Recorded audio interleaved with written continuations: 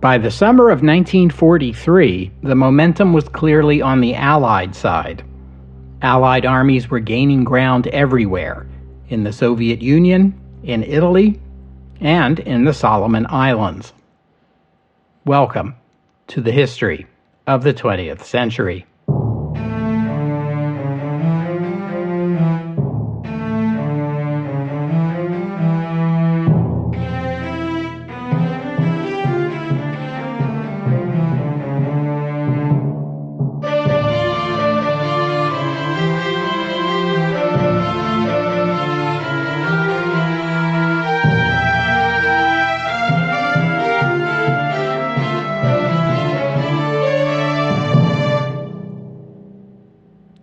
Episode 410, Stranded on Plum Pudding Island.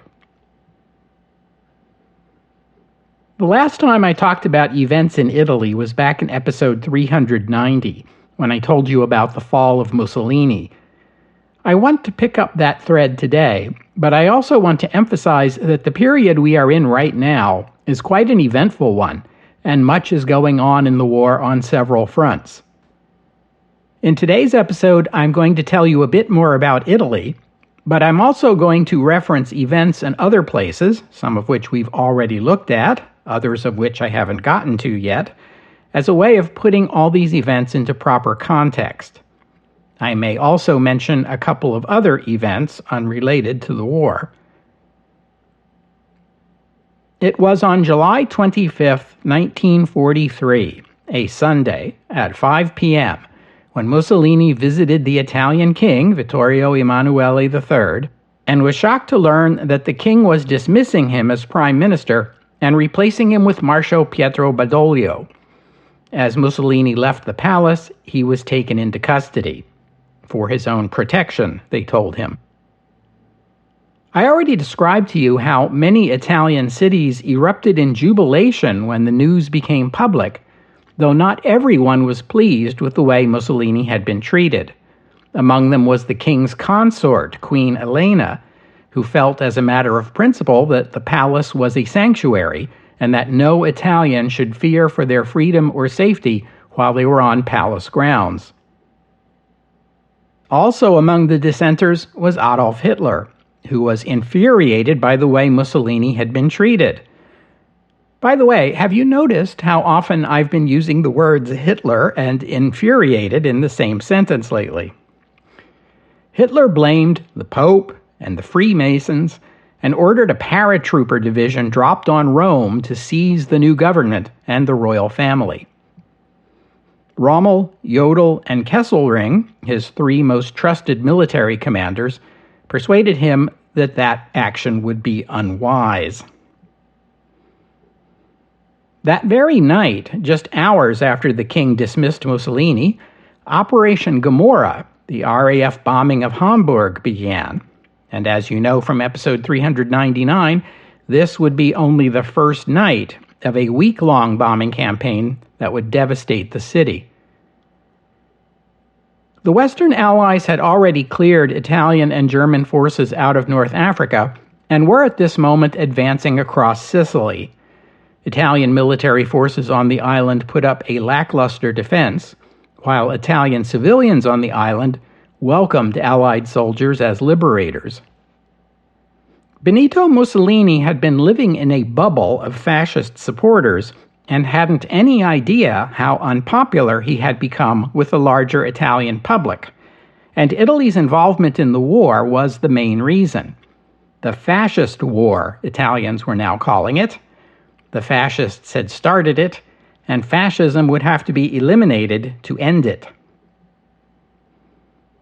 After his arrest, Mussolini was taken to the island of Ponza, which lies about 30 kilometers off the coast of Italy. Here, the Italian government kept its political prisoners, including, at this moment, a couple of high-profile anti-fascists. Mussolini was kept in a house at some distance from those other prisoners, which seems a shame. They would have had so much to talk about. Instead, Mussolini spent much of his time on the island in conversations with the local Catholic priest.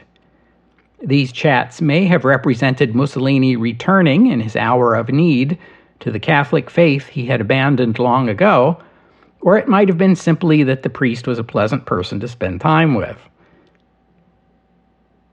In the Aleutian Islands, the 5,000 Japanese occupying Kiska began a quick and orderly withdrawal that was completed in secret, evacuating the island without tipping off either the American or Canadian militaries, who were moving forward with their plan for an amphibious invasion of the island next month.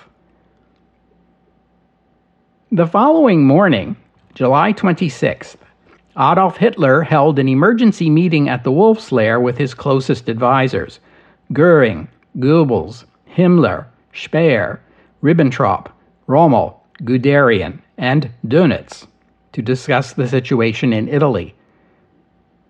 The German military had already drawn up a plan to invade and occupy Italy, codenamed Operation Alaric, after the Goth king who had sacked Rome in the year 410.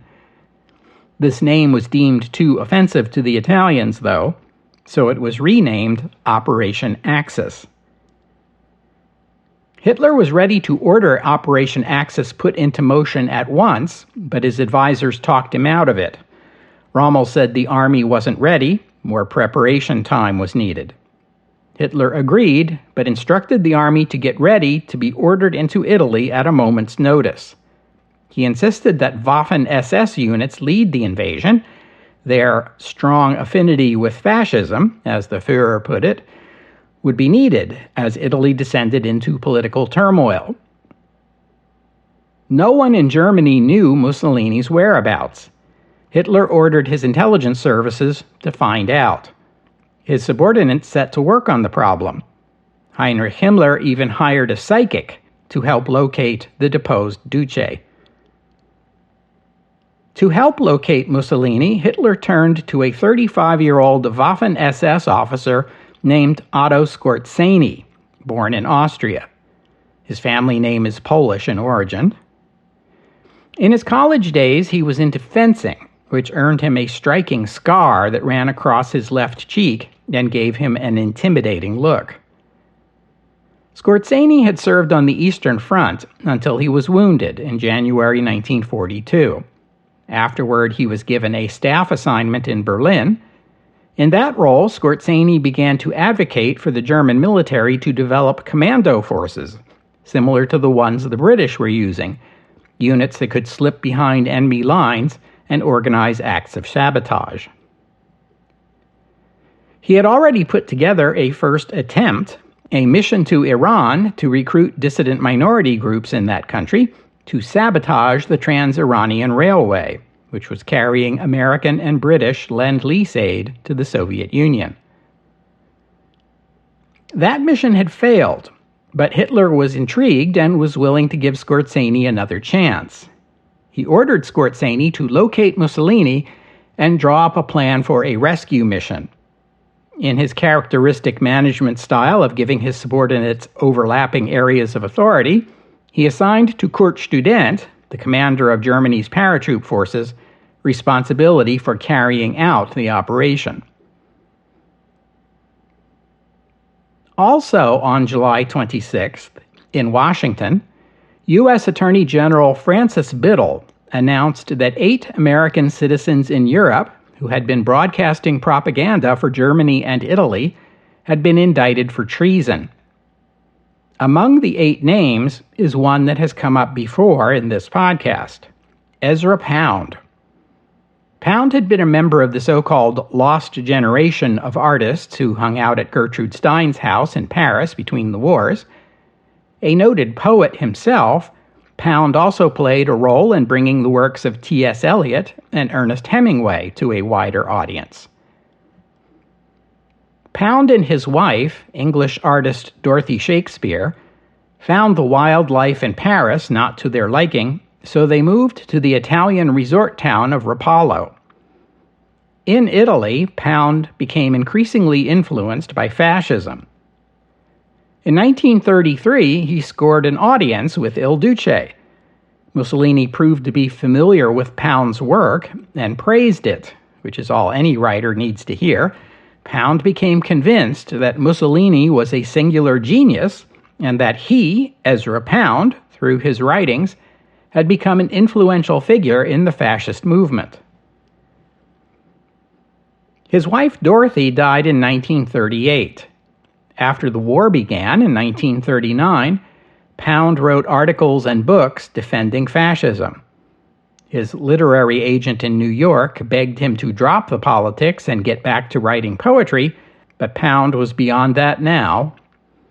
In 1941, he began propaganda broadcasts, paid for by the Italian Ministry of Popular Culture, in which he criticized the United States, the United Kingdom, President Roosevelt, and Prime Minister Churchill, and said that the definition of democracy was a government run by Jews.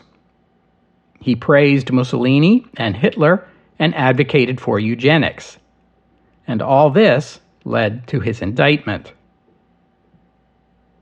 Also on July 26th, in Dartford, Kent, an Australian-born hairdresser, an active member of the Conservative Party, named Eva Scutts Jagger, the wife of a physical education teacher named Basil Jagger, gave birth to their first child, a bouncing baby boy whom they named Michael Philip Jagger, although he often went by the nickname Mick. He would be an excellent student and went on to study accounting at the London School of Economics, but would never earn a degree because he dropped out to pursue a career in music. I bet his parents were thrilled when he broke the news to them. Oh, to have been a fly on the wall during that conversation. On July 27th, the new Badoglio government in Rome announced that it had banned the fascist party, and King Tomislav II of Croatia announced his abdication. The king was a member of the Italian royal family. He had been appointed King of Croatia by Mussolini, but had never set foot inside his realm. In Croatia, Prime Minister Ante Pavelic declared Croatia a republic. The night of July 27th to 28th was the worst night of Operation Gomorrah. That was the night the RAF ignited a destructive firestorm in the city that killed some 30,000 people and destroyed more than 500,000 homes. The following day, Dwight Eisenhower made a radio broadcast into Italy, calling on the Italian people to lay down their arms. "You can have peace immediately," he said, and pointed to Sicily as evidence that the Allied occupation of Italy would be a gentle one. In the United States, President Roosevelt held a fireside chat to discuss the ouster of Mussolini.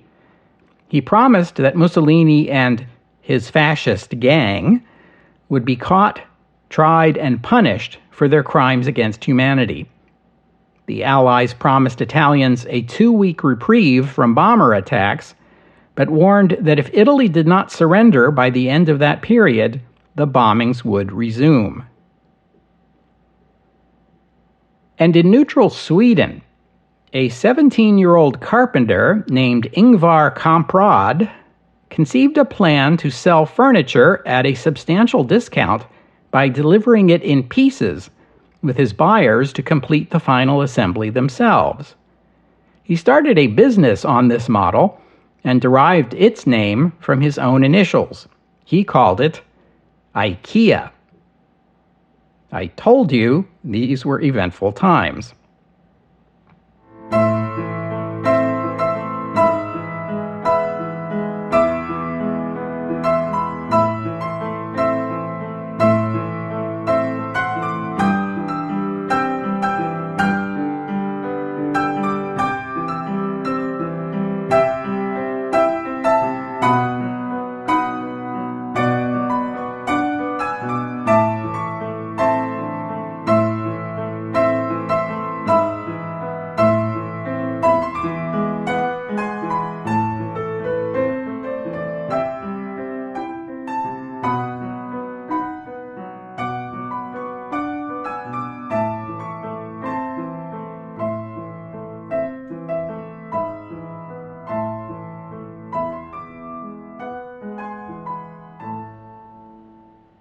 On Sunday, August 1st, 1943, Japan granted independence to Burma, with Ba Maw as the new nation's head of state and prime minister. I told you about that in episode 398. On that same day, the U.S. Army's 9th Air Force undertook a massive bombing raid on 9 Romanian oil refineries near the city of Ploiești. Romanian oil provided around a half of Germany's liquid fuels and all of the Luftwaffe's aviation fuel. I've mentioned a few times before how concerned Hitler was with making sure the Allies couldn't get within bombing range of these Romanian oil fields. But here we are, because once the Axis was cleared from North Africa, these Romanian facilities came within range of B-24 Liberator bombers based in Libya. The Americans attempted some smaller raids earlier in the year, which prompted the nervous Germans to install dozens of flak cannons and 15 radar stations in the region, and base several fighter squadrons within range of the oil fields, making the Ploiești region one of the most heavily defended locations in Europe, right up there with the Ruhr Valley and Berlin itself. The American plan was to attack not the oil fields, but 9 oil refineries in the region that converted the raw petroleum into fuels. The destruction of these refineries, it was hoped, would be a major blow to the Axis war effort in Europe. This is one of those panacea targets that Bomber Harris was always deriding, isn't it? A great deal of planning went into this raid, which is codenamed Operation Tidal Wave. It would involve 5 bomber groups, including 2 borrowed from the 8th Air Force, normally stationed in England. American bombing strategy involved daylight raids at high altitudes, relying on the precision Norden bomb sight, but this raid would be different. Knowing that the Germans had intensive radar coverage over the target, American planners decided on a low-altitude approach that would conceal the bombers from radar detection. The Norden bomb sights, which didn't work at low altitudes, were removed and replaced. The 5 bomber groups would fly parallel courses until they reached their targets. This would require some complicated flying and a lot of practice, and would be one of the biggest raids the Americans had yet attempted. 178 bombers carrying 1,751 aircrew. Unfortunately for the Americans, the Luftwaffe intercepted and decoded an American transmission that tipped them off that a big bombing raid was coming. The transmission did not identify the target, but they guessed that Ploiești was a strong possibility. For this reason, along with equipment failure, navigation errors, the complexity of the mission, and plain old bad luck, the raid became scattered and disorganized. Barely half the planes involved made it back to Libya, and of those, 55 were damaged. 34 planes had been shot down over Romania, 2 ditched in the Mediterranean, and 8 landed in neutral Turkey, where their aircrews were interned. 310 aircrew were killed or missing, 108 taken prisoner, 78 interned in Turkey, and 4 rescued by communist partisans in Yugoslavia. The raid managed to destroy 2 and damage 3 of the 9 refineries targeted, reducing refining capacity by 40%. But the Germans used slave labor to get the damaged plants up and running again. By the end of the year 1943, the region was producing more fuel for the Reich than it had been before the bombing raid, which must be regarded as a disappointment at best. Even as Operation Tidal Wave was in progress, on the other side of the world it was nighttime.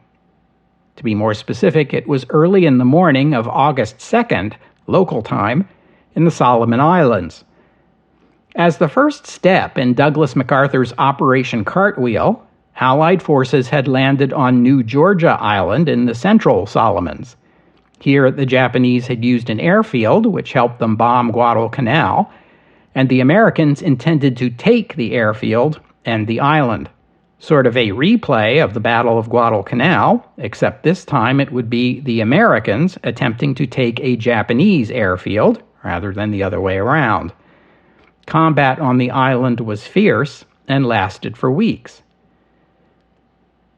In the waters near New Georgia Island that night, an American patrol boat, designated PT-109, with a crew of 13, was rammed in the dark by the much larger Japanese destroyer Amagiri, which was returning to Rabaul after dropping off soldiers and supplies on New Georgia.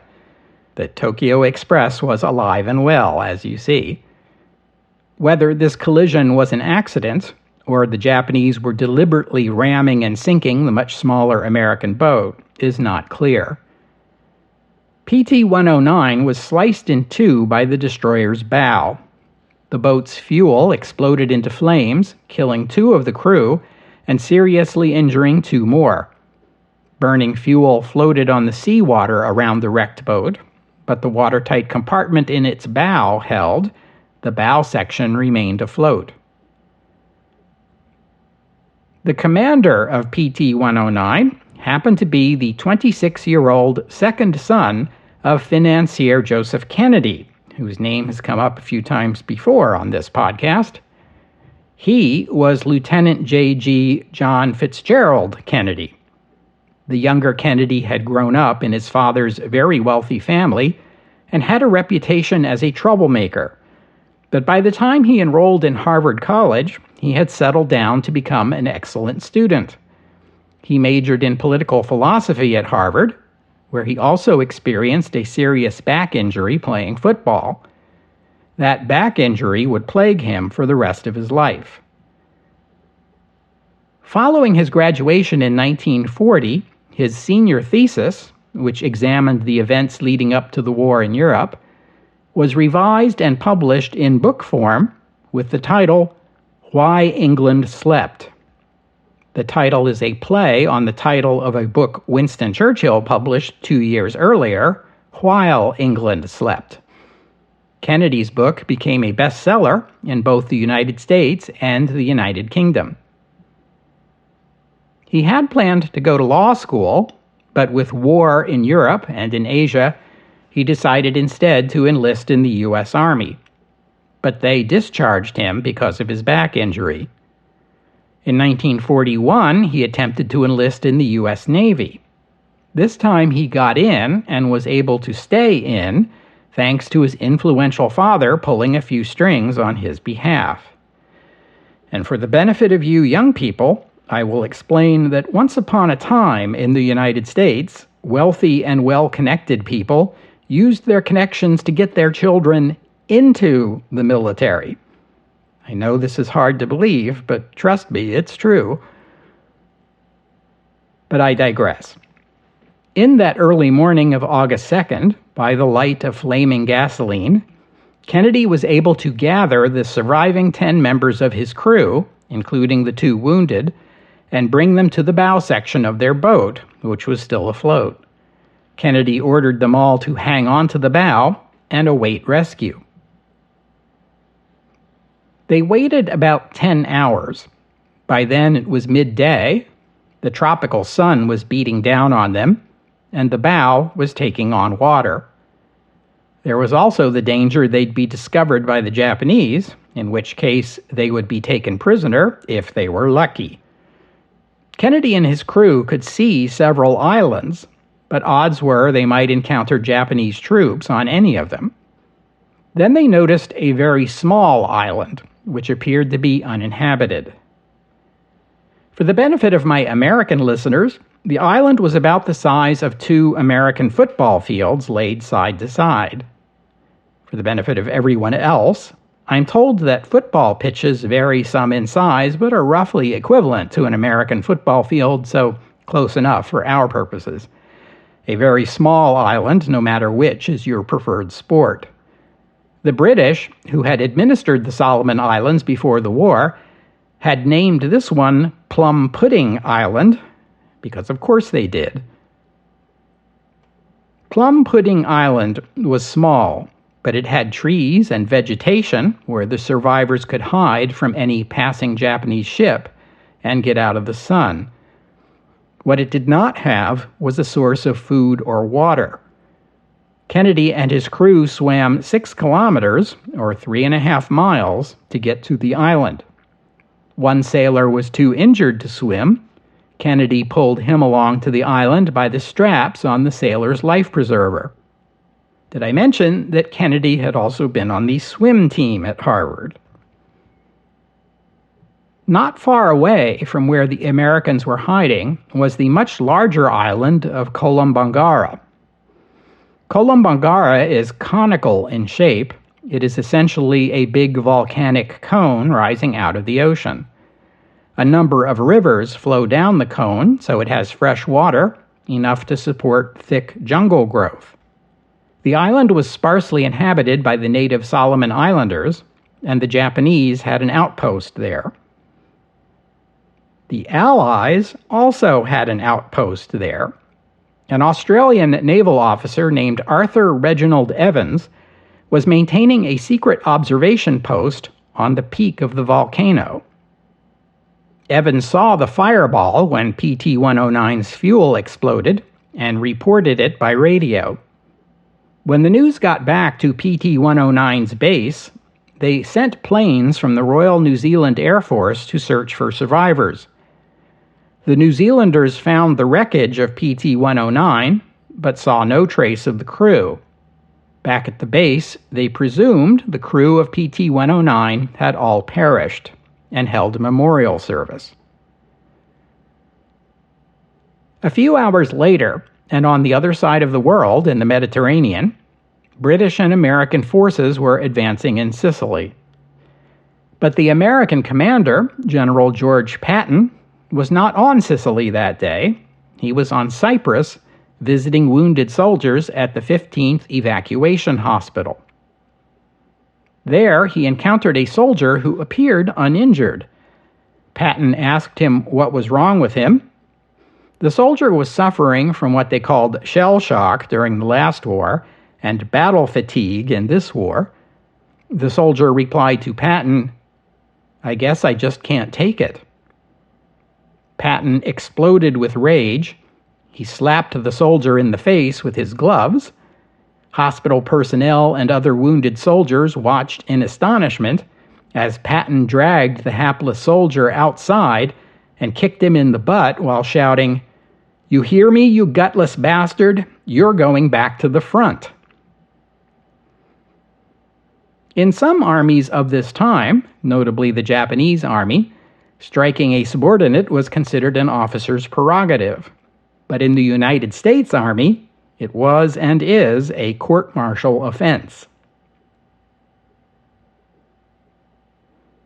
The next day, Winston Churchill and the British cabinet met to consider a proposal to send an emergency shipment of wheat to India to help relieve the developing Bengal famine, which I told you about in episode 386. The cabinet voted not to send the shipment. In the Pacific, Lieutenant Kennedy and his crew had gone 2 days without food or water, and it was becoming clear they could not stay on Plum Pudding Island any longer. The lieutenant and his second-in-command, Ensign Leonard Tom, organized the crew to swim to another island. This island, called Olasana Island, was visible from their location, and it was bigger. This was a risky move, as they would have to swim close to 4 miles, or 6 kilometers, to reach it. Fortunately, they all made it. Their new island did not have a source of fresh water either, but it did have coconuts, and that was something. The following day, August 5th, Lieutenant Evans, the Australian observer who had first reported sighting the fireball when PT-109 was destroyed, was not convinced that the entire crew had died. He enlisted 2 coast watchers, Byukyu Gasa and Arani Kumana, to make one last attempt to search for survivors.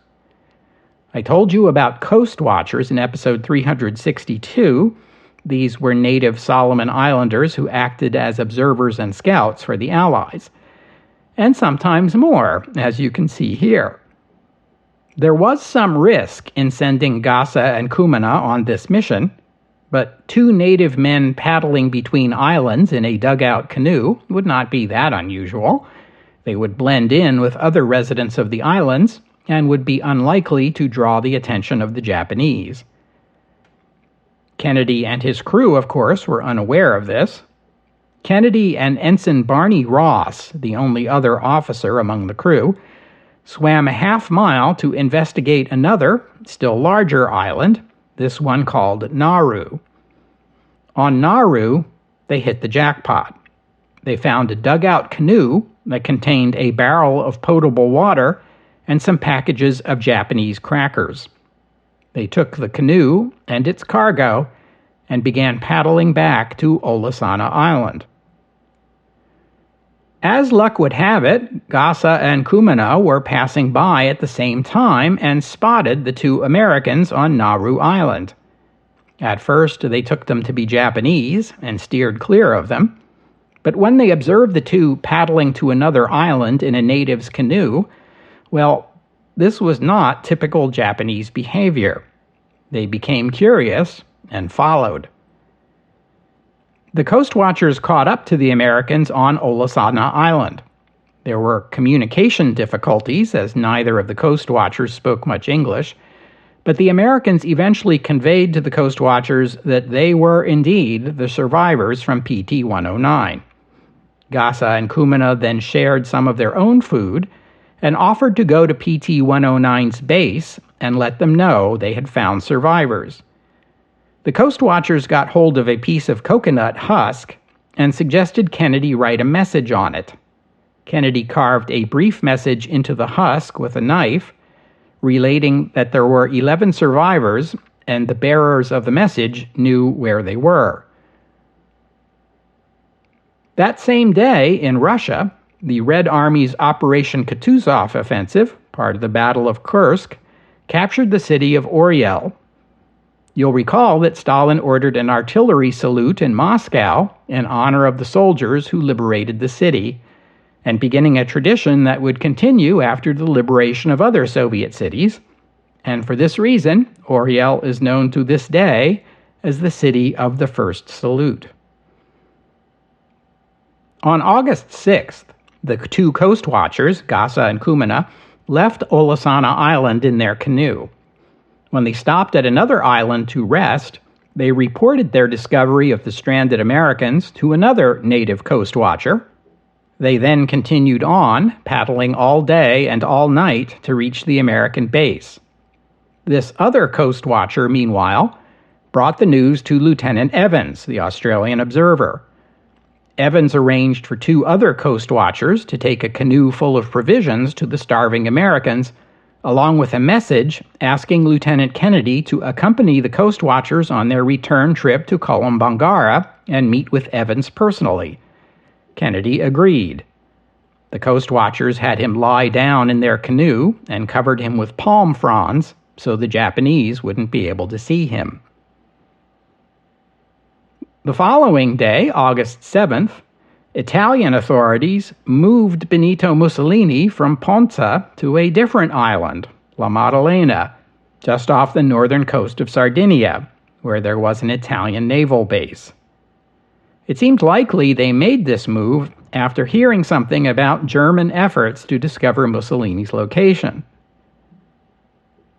In the Solomon Islands, the exhausted Gasa and Kumana reached the American naval base and delivered the message Kennedy had carved into that coconut shell. The base commander was suspicious of the natives, but soon after they arrived, he received a message from Lieutenant Evans, confirming that 11 Americans had survived. On August 8th, 2 patrol boats were dispatched, one to rescue the survivors, the other to scout ahead and watch for Japanese ships. Gasa and Kumana came along to show them the way. The patrol boats traveled slowly and quietly, at a speed of about 12 knots, to minimize the chances they would be spotted. They made a prearranged rendezvous with Kennedy on the shore of Kolombangara Island after sunset on the 8th and picked him up. Then they proceeded to Olasana Island and picked up the other 10 survivors early in the morning of the 9th. On August 10th, General Patton was visiting a different evacuation hospital, this one on Sicily, where he encountered another soldier suffering from battle fatigue. Patton asked him what was wrong with him, and the soldier replied, "It's my nerves. I can't stand the shelling anymore." Patton replied, "Your nerves, hell. You're just a goddamn coward, you yellow son of a bitch," and slapped him. On August 12th, a pre-recorded radio address by President Roosevelt was broadcast to the Philippine Islands. This particular date was chosen because August 12, 1943 represented the 45th anniversary of the day American military forces captured the city of Manila during the Spanish-American War, Episode 5. Roosevelt pledged that after the war, the United States would support the creation of an independent Republic of the Philippines. Under the provisions of the Philippine Independence Act, which Congress had passed in 1934 before the war, Philippine independence had already been scheduled to be granted on July 4, 1946. In Sicily, the Wehrmacht began its withdrawal from the island in the face of the Allied advance and the collapse of Italian resistance. On August 13th, Italy having not surrendered, the Allies announced the end of the moratorium on bombing. The RAF bombed the industrial cities of Turin and Milan early in the morning, and the American Army Air Forces bombed Rome by daylight. The Americans also bombed an arms factory in Austria, the first Allied bombing in Austria, and a demonstration that no corner of the Reich was safe from Allied airstrikes any longer. On August 14th, in another demonstration of growing Allied air power, American B-24 Liberators based in Australia bombed the island of Borneo for the first time, striking the oil refineries at Balikpapan. While in Italy, the Italian government declared Rome an open city, meaning that Italy would withdraw all its military forces. Under international law, that meant the Allies no longer had a legal justification for bombing it. That same day, the Red Army retook the city of Belgorod. August 15th was the day U.S. and Canadian forces invaded the island of Kiska in the Aleutians, but as you already know, but they didn't, the Japanese had already evacuated the island. 2 days later, August 17th, Axis forces completed the evacuation of Sicily, leaving the island under Allied control. This was also the first day of the Quebec Conference, but I already told you all about the Quebec Conference, and I'm running out of time anyway, so perhaps right here would be a good place to stop for today. I thank you for listening, and I'd like to thank Fred for his kind donation. And thank you to Hugh for becoming a patron of the podcast. Donors and patrons like Fred and Hugh help cover the costs of making this show, which in turn keeps the podcast available free for everyone always. So my thanks to them and to all of you who have pitched in and helped out. If you'd like to become a patron or make a donation, you are most welcome. Just visit the website historyofthe20thcentury.com and click on the PayPal or Patreon buttons. As always, the podcast website also contains notes about the music used on the podcast. If you hear a piece of music on the podcast and you would like to know more about it, including the composer, the performers, and a link to where you could download it, that would be the place to go. And while you're there, you can leave a comment and let me know what you thought about today's show. And I hope you'll join me next week here on the History of the 20th Century as we continue our narrative through the Quebec Conference and beyond, and the Allies continue their advances. From the top, next week, here on the history of the 20th century. Oh, and one more thing. The news of John Kennedy's disappearance and subsequent rescue became a major news story in the United States. The New York Times headlined an article, "Kennedy's Son is Hero in Pacific as Destroyer Splits His Boat." Published reports emphasized Kennedy's role, sometimes overlooking the other members of his crew. Kennedy, Leonard Tom, and Barney Ross, the three officers on PT-109, were awarded the Navy and Marine Corps Medal. Injuries Kennedy sustained during the ordeal aggravated his back problems. John F. Kennedy, as I'm sure you know, went into politics after the war. While serving in the United States House of Representatives, he had his staff track down the commander of the Amagiri, Hanami Kohei, who also went into politics after the war.